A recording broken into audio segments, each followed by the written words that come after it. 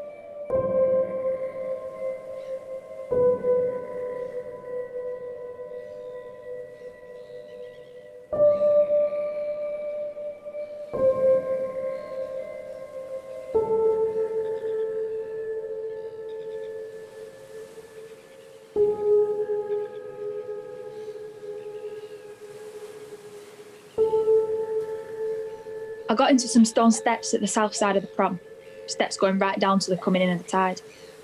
The hexagonal blocks on the seawall either side of us. I sat him there while he got some breath back. His shiverings had subsided. His cuff wiped cold sweat from his forehead. I asked him if he was all right, and his answer, of all things, was, "Did you ever see God?" "Did I what? Ever see what?" "You heard me. Looking you hard in the face, vast and violent. I had. Often." Well, I hope it was a friendly experience for you both. No, not with this God. I'm not talking about some Sistine Chapel Santa Claus. This God, it spun itself a shape from the spray and fire of a storm on this very sea.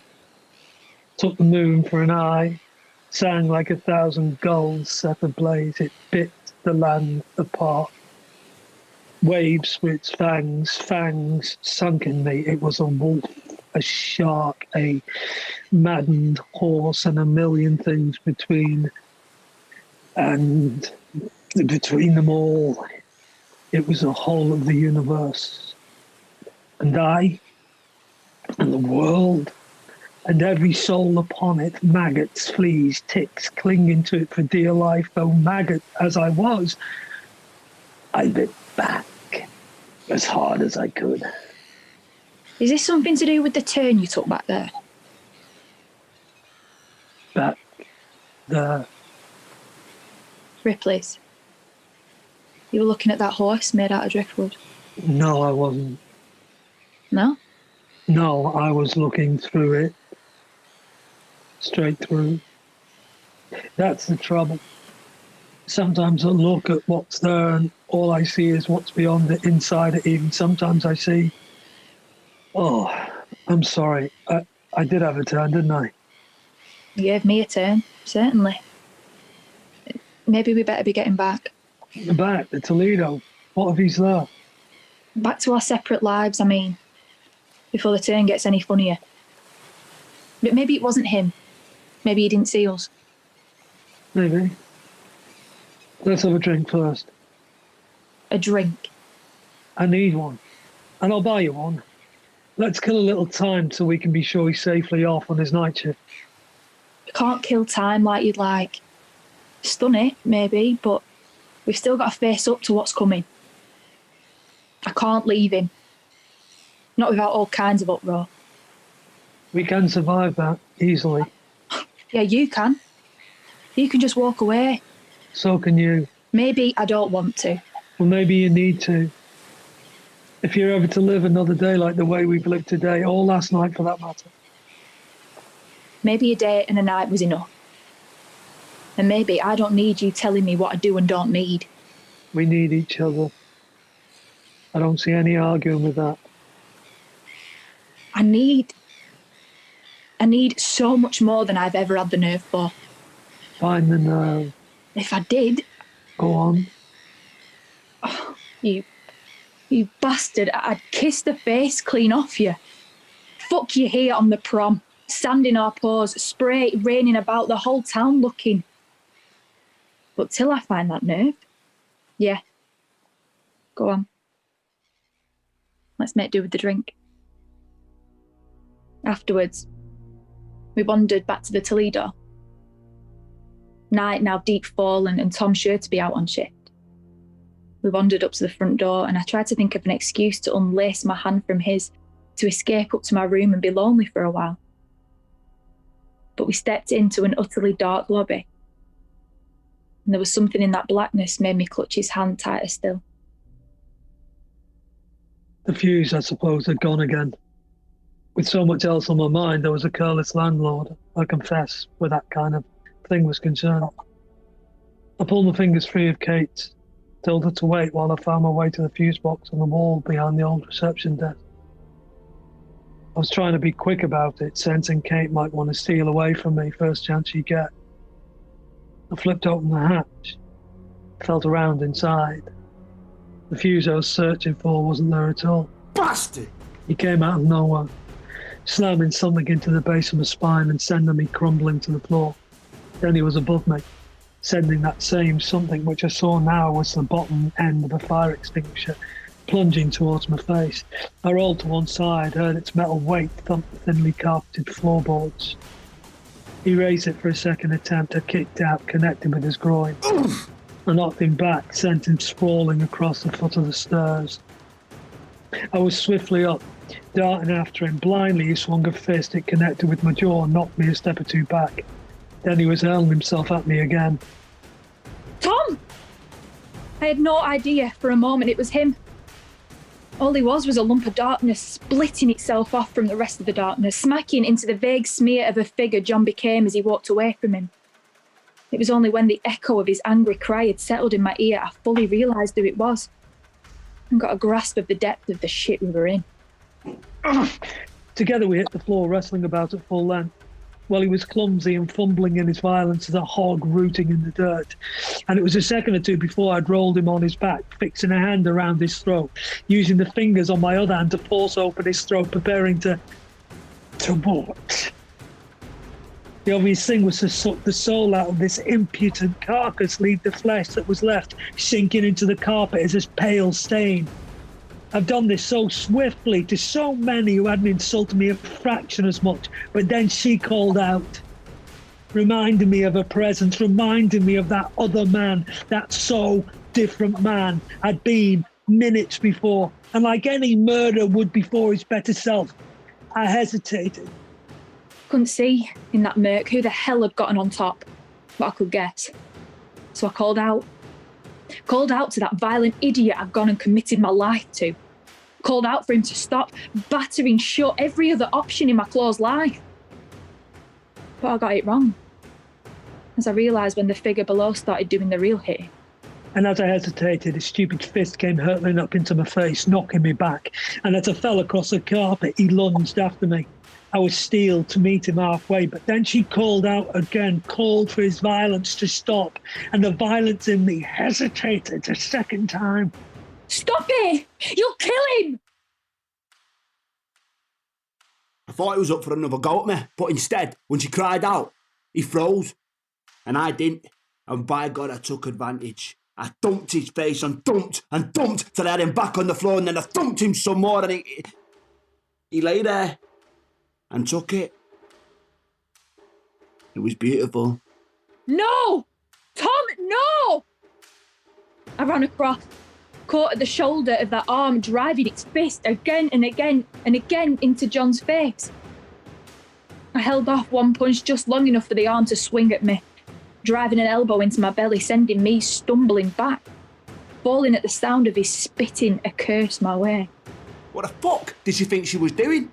Who the fuck's side did she think she was taking? His over me. Me, that fucker that had put a ring on her finger. Got yes for an answer, and him being who? Who? Some creep slinks up and down the staircase dead of night, some shadow sticking to the wall and never stepping out into the light, trying to be taken for nothing. No one, and all the time, cuddling up close with my fucking fiancé in the broad daylight for the whole of bloody Blackpool to see. And how's a poor betrayed fucker like me supposed to cope with that? Here, see, here's how I fucking cope. Beat you fucking flat, you fucking shadow flat, backed into the fucking carpet. Come on! Bleed! Bleed harder, bleed right down the fucking floorboards. I'll smack your fucking face till there's nothing left to it, because nothing's what I want you to be. Nothing to me, nothing to her, nothing but nothing. Nothing but your arms get tired and your fists get sore.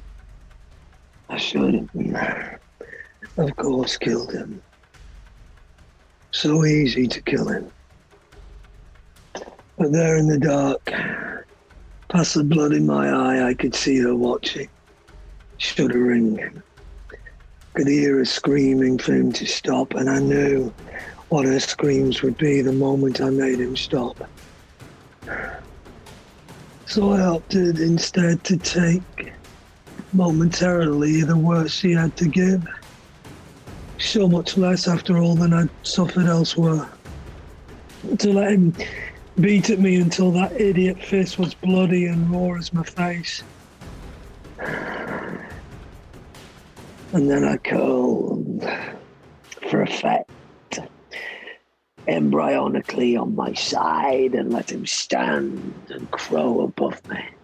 How's that feel, eh? Fucker, eh? So? Not so sweet as kissing my fucking girlfriend, is it? Girlfriend, fuck that. Fiancé, bride-to-be, do you hear?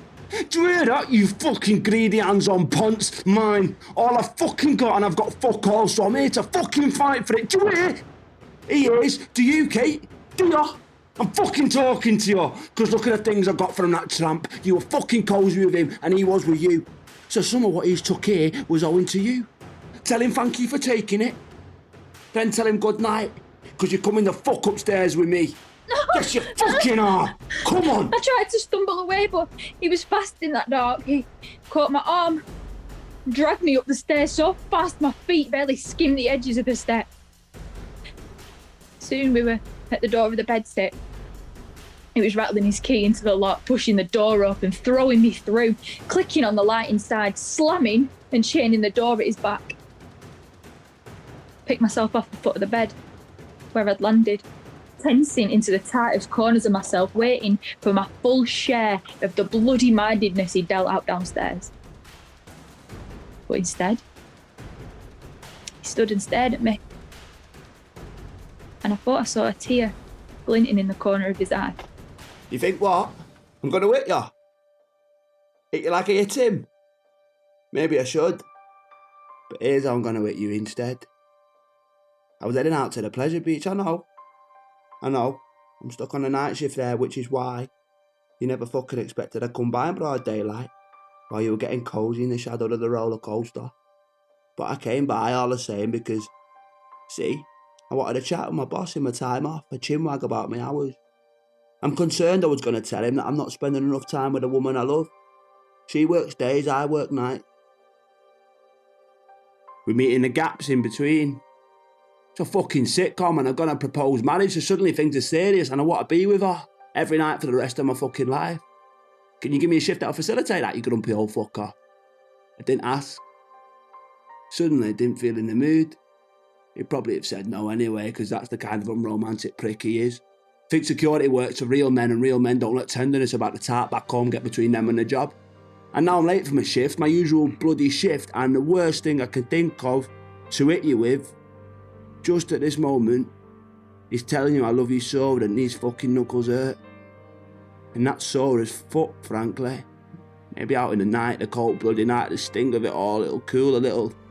No. Just stay there. You don't want to see the kick I'll give your friend if he's still lying back on that hallway carpet down there. Don't wait up. Might be a longer shift than usual. And then he was gone. I hesitated for a second, then ran after him, dreading the fresh violence that might erupt below. But as I got to the landing that overlooked the lobby, seeing Tom shove back into place the fuse he'd stolen, the light which sprang on again showing no sign of John, I watched Tom disappear out the door, then rushed up to the top floor, pushing past that nice Chinese couple from the flat below us, who were looking at me like I was part of the worst imaginable circus that had ever come to town. I ran right to the top floor, hammered on John's shut door. There was no reply.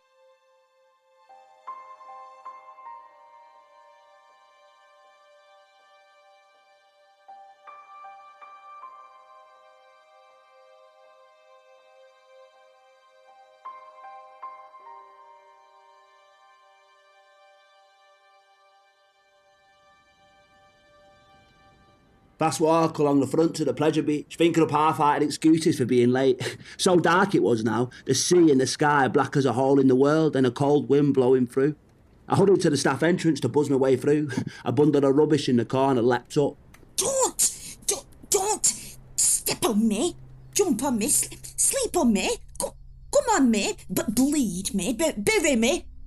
I'm just huddled here, keeping out of the breeze. Sea breeze. See the bleeding me, the beached body, the buried alive biddy. That's all I am. Gave me a start, but it was just that old wino, the ancient hag with the bottled blonde hair, Maisie or Marty or Mamie or whatever the fuck the other blokes call her. Whiff of meths and fried onions off her. I tried to gently nudge her out of the way, but she fixed an ancient claw on my arm, turned, I looked my way so sharply I felt it scratch me cheek. Where you going? Think you're going? Don't you know where? In there, all them things in there behind the bars, casting shadows, monsters, skeletons, horses, eat you up. Some shadows will, like candy floss, crunch you like toffee apple. I see shadows, sometimes, right there. A shadow walking across your eye, your beautiful eye. Beautiful, young, blue is it? Is it blue? Can't see. Not with all this dark. Don't go into the dark. I seen the dark. You got slipping, stepping, skulking, snaking about round here. But no one listens. No one sees. No one but me hears me saying, son, don't. I pushed the silly old drunk aside and went in. Fat Bob was waiting for me, smoking a fag in the shadow of Noah's Ark, a plastic kangaroo and stegosaurus looming from the roof above him. He bitched, of course, about how late I was, how he'd been left to patrol the whole fucking amusement park on his own, standing there in the fucking dark and the fucking cold and the fucking creepy silence. No company but Dracula staring at him the front of the passenger terror. I explained to him, for the umpteenth time, it wasn't fucking Dracula they'd painted above the entrance, but Death. Death with his pale face and black hood, ripped off from the Ingmar Bergman film about the seventh sign or whatever the fuck it was. And for the umpteenth time, Fat Bob laughed at me for knowing who the fuck Ingmar Bergman was. No matter how many times, how many hard, cold shifts I slogged out alongside him, I'd always be fucking Poncy college boy or poetry and pretension and limpless philosophy. Politics I studied, I reminded him. Politics, economics, the hard mechanisms for making the world work, for making it work better. A better world for ordinary bloody working slobs, even a fat bastard slob like you, Bob. And look at me. Here. Now. Dead-end job. Private life fuck. Nothing to cling on to but a bit of fucking film trivia from being in the Manchester Uni Film Society way back when. Don't feel too outclassed, you fat fucker. He snorted at me. Walked away towards Nickelodeon land, telling me to check over this near end now he was sick of looking at it. I switched on my torch and went strolling. That was the job. Wandering long dark hours among switched off rides and a maze of silent roller coasters looking for kids who'd sneaked in for a laugh. Petty thieves out to lever up the shutters on the gift shop or a stall and nick a soft toy or a few souvenir t-shirts. Keeping an eye on the odd junkie with sentimental memories of the place from his ruined childhood. Shut down amusement park. Shit. It's like seeing childhood itself go stone cold dead and shrink to a skeleton. Something moved. Behind me, I looked around there. Ahead was the great fiberglass rock of the Valhalla ride. A great skull in a Viking helmet stuck on the outside. A tall shadow passed across the skull. Far too thin to be that of Fat Bob.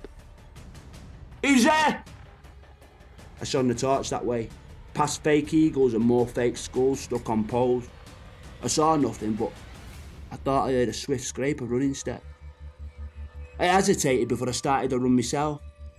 There was something weirdly familiar about the way that shadow had moved. And then, by fuck, I did move because I could hear Fat Bob shouting at me in the direction that shadow had gone. What the fuck are you?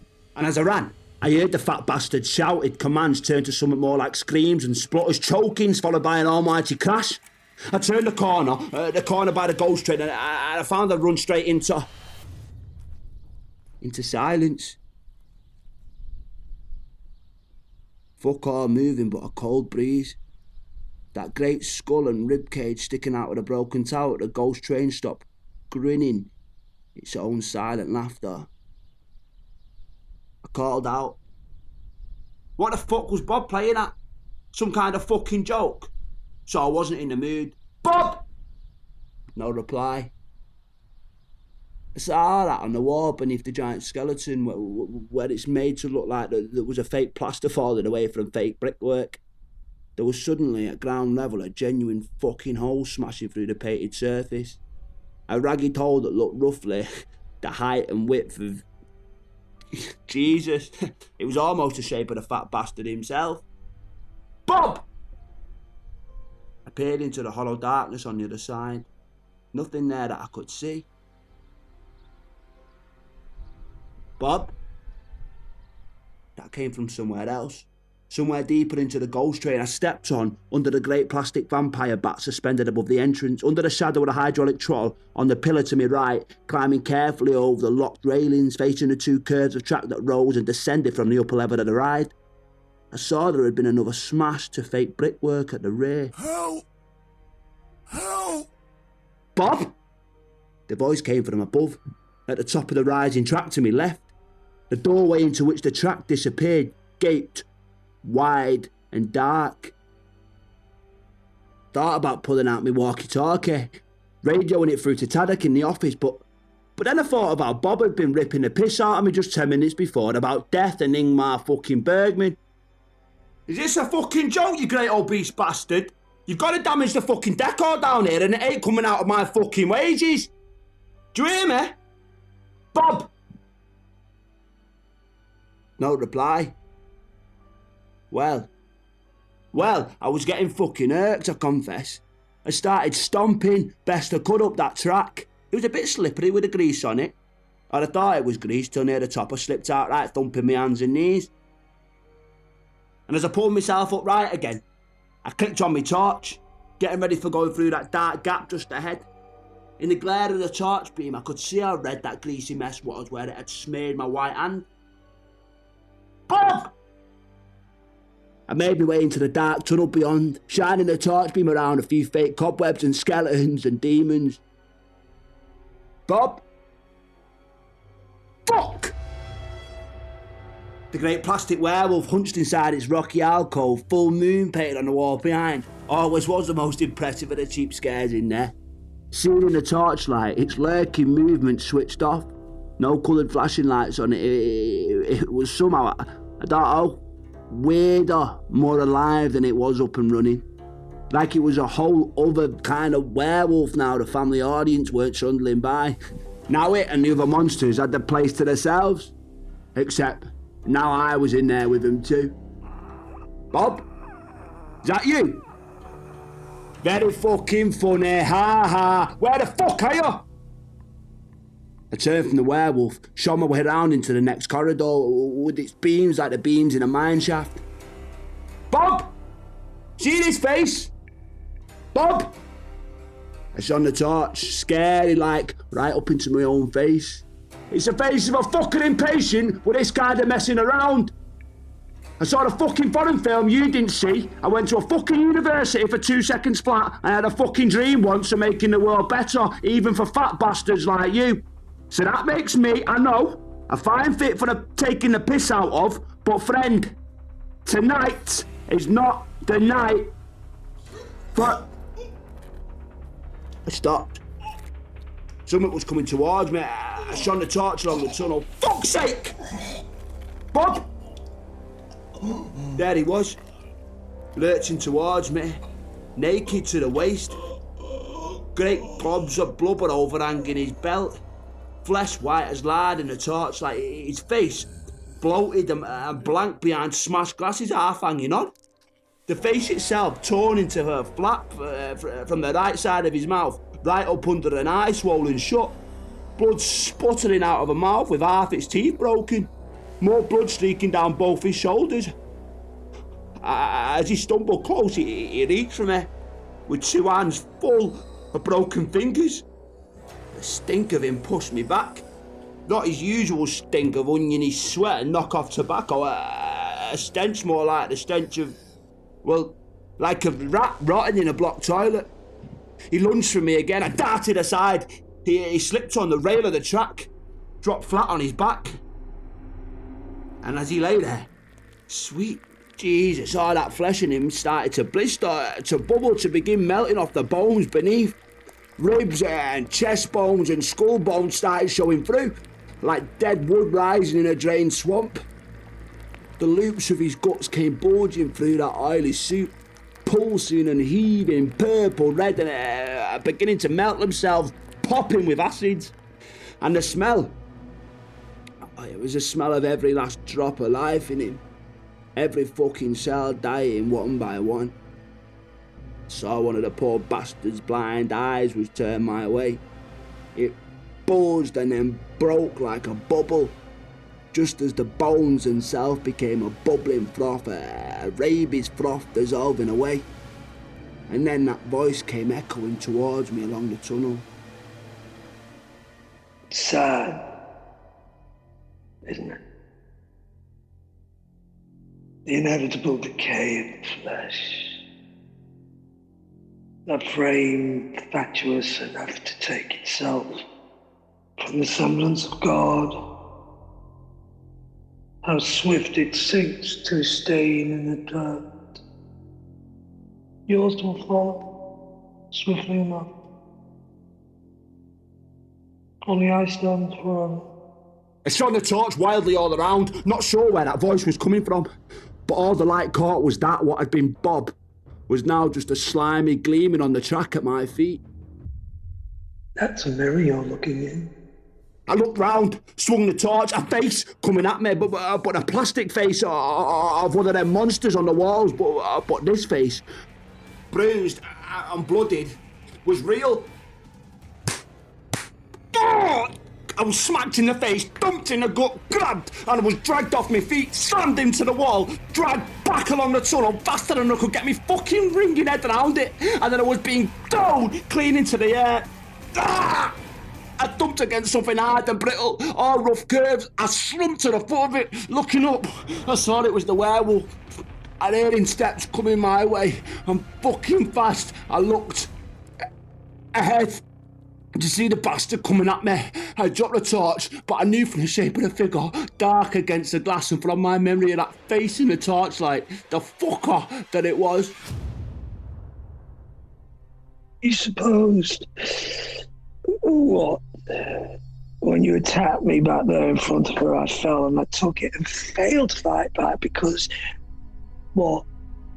You were the better man. You?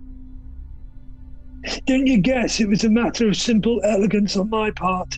A lover for, yeah, boy, I am her lover.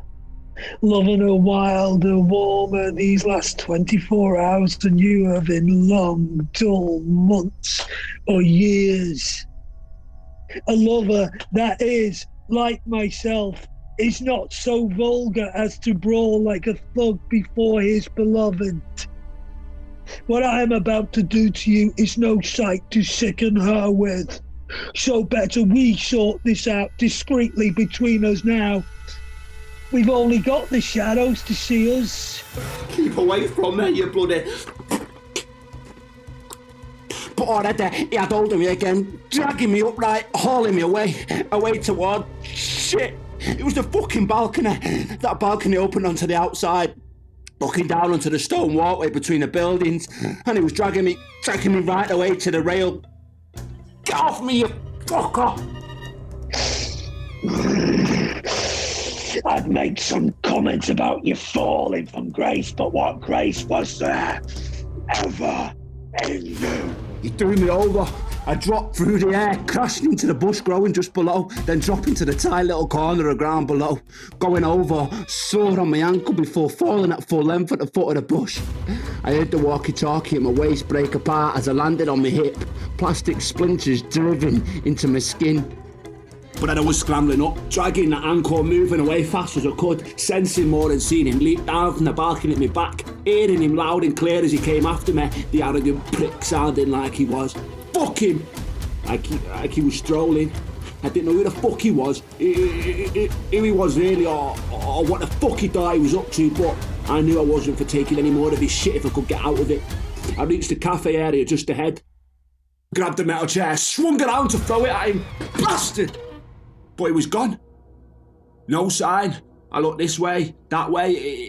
It was like I was suddenly the only soul alive amongst all them roller coaster tracks and fake fairy tale buildings. Where are you? I called. Come on, you fucker! Wherever the fuck you playing at, I'll play it straight back at you. Do you hear me? Do you hear? Still nothing. I set the chair down, started moving off again fast as I could on that sore ankle, thinking if I could just reach the security office by the south gate. Ahead of me. What was that? Something moving in the shadows. Him. How would he got there ahead of me? Without me seeing? Plenty of ways, I suppose, ducking between or around the buildings. I stopped. Just on my left, the fake rock face leading into river caves, that gap for the boats on the watery track to go through the old tunnel of Lovestein still up above it. I knew the maze, it was in there. A place to hide, a place maybe to spring a surprise. I climbed the fence, moved forward, took a breath and stepped, quiet as I could, into the cold water lining the track, began splashing into the darkness beyond. With the normal light switched off in those fake caves, there was just the dark blue emergency lights glowing here and there. All them figures in there, just silhouettes, hard shadows. I climbed out of the watery track into the dinosaur display alongside. Fiberglass monsters all around me, tall necked or low down like crocodiles or rearing up face, T-Rex style. I crept behind a pretend boulder and listened. In here, aren't you? Hiding. Hiding in the dark. Hiding from me. Can't hide from me. I have the scent of you. Your animal stink. I come to kiss that stink out of existence. You heard? I kiss Kate alive. And I will kiss you dead. Spit out the taste afterward. Fuck you! There he was, splashing up that watery track like he'd owned the place. I flung myself at him, hit him hard, the two of us dropping into the water. I groped about, damn near blind for a grip on his face, forced him head under, thinking I could drown him, thinking I was drowning him, killing a man. And what did I think about that? With him, I thought that was just fine. But then this fish shot out of the water, practically thumped my head off my shoulders. I fell back, blacked out for a moment maybe, woke up with the shock of that cold water flooding the length of me. I struggled to top half me out of the water just in time to have him come at me again and again and again like a fucking shark he was, pounding into me, smacking me face this way and that way till my mouth was swimming with as much blood as water, battering at my belly and ribs till he heard one of them crack. The pain made me push him back, gave me the gumption to drag myself out of the water, splashed my way across the wet floor of the platform alongside where figures of cavemen went up against the last of the dinosaurs. I stumbled, agonised against one of the cavemen, dragged a plastic club out of his hand, turned around, gripping it, something to fight with. He came lightly splashing after me, and I knew he could see better in the dark than I could. A plastic club for a plastic caveman. How appropriate for one about to become extinct. Bastard! I swung the club. He dodged to one side, caught me wrist. Oh, by God, the sound the ball made as he snapped it. I heard myself scream, heard the club at the floor, and then by the agony in the same wrist, he was swinging me about, flinging me hard through the wall of 1,000,000 years BC, before dragging me clear and sending me splashing back into the water.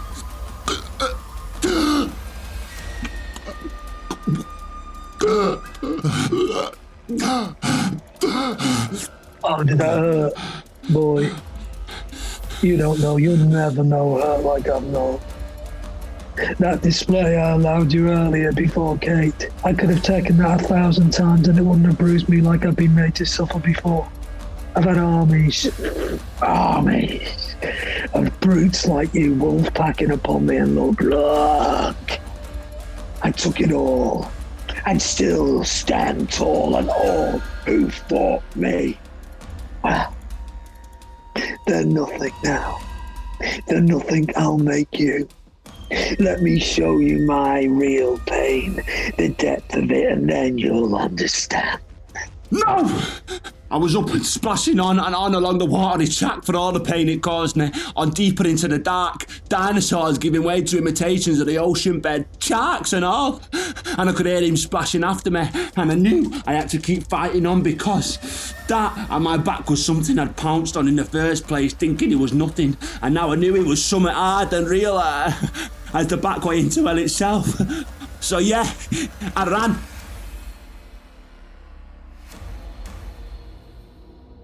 And, of course, I lay wide awake, wondering my way through it all, wondering what had happened to John, where he'd gone, how badly he was hurt, wondering why it was Tom I was tying the rest of my life to. Tom with his temper and his jealousy and his quick fists flying.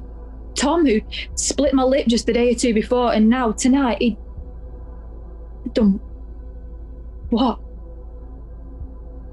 Half killed another man, maybe. And there in bed, I remembered that day and night before. Remembered that body Tom had beaten and kicked every which way. How soft and firm and smooth and perfectly tender and loving it had been. Feeling that cold loneliness inside me that had been lonelier still the moment Tom made his proposal and I had said yes, though my lip was stinging still. And now I lay there and wished, God help me, I wished that some wave would come off the sea and wash Tom away, clean out of my life. Leave me alone with that kindness, that passion and devotion in John. John who must have been lying in his innocence, a bloody wreck somewhere just at that moment. Oh, with a hand between my legs where John had touched me so warmly. I suppose I cursed that punching, smacking, groping, hopeless bastard with all the shudder left in my tired body. Cursed him. Something answered. What the fuck?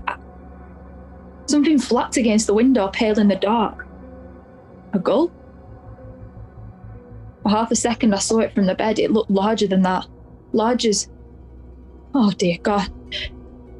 The beast with wings that I'd seen in my dream.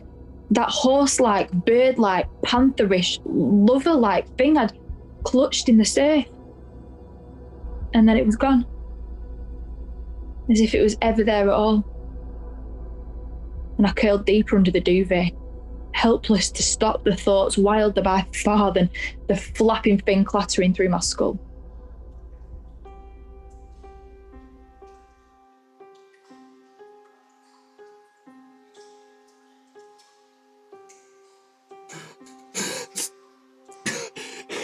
Valley of the Kings. Far as I can go. Stumbled past the Aztecs. Fine display. Bastards cut your heart out. Tough shit. Mine's cut out already, mate.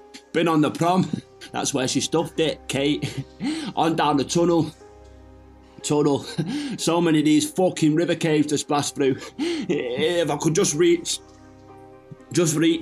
India or that fake Hancock what with the way out just beyond, but too much hurt, too much cold, barely scramble out the water.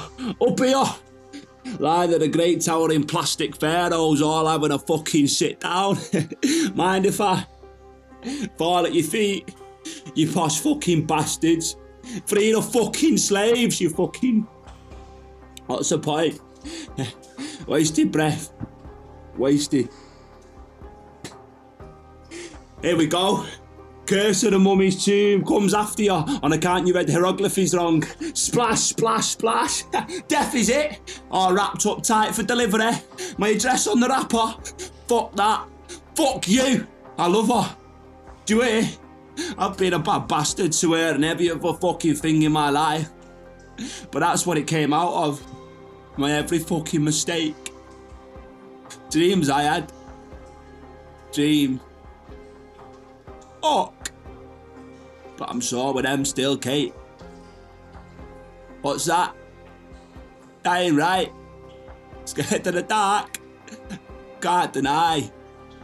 You dream of the light.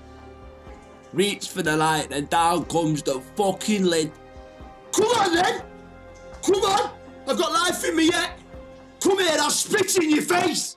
Boy, you won't have the breath.